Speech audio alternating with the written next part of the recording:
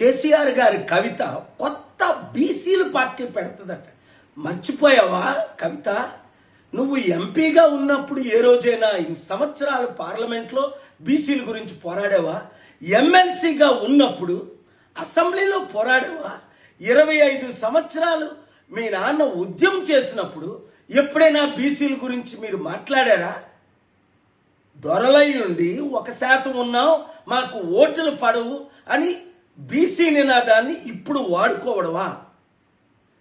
లేదా మరలా జైలుకి వెళ్ళకుండా బెయిల్ మీద 12 సంవత్సరాలు బయట ఉండడానికా?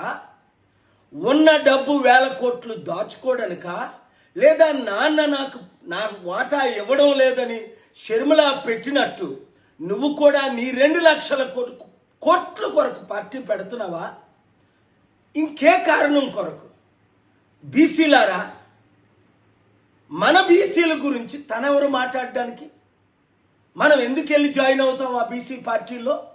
ఒక్కరైనా చిత్తశుద్ధి ఉన్న బీసీ నాయకులు షర్మిల పార్టీలో జాయిన్ అవ్వలేదు, కవిత పార్టీలో జాయిన్ అవ్వరు.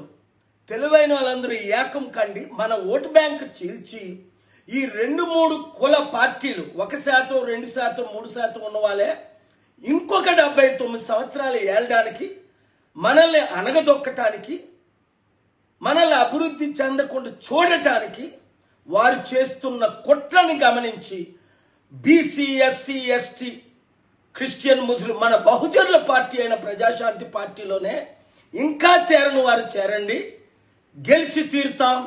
ఈ అవినీతి కుటుంబ కుల పార్టీలకు గుడ్ బై చెప్దాం. గద్దరన్న డాక్టర్ బిఆర్ అంబేద్కర్ పార్టీ అయిన ప్రజాశాంతి పార్టీని గెలిపించుకుందాం.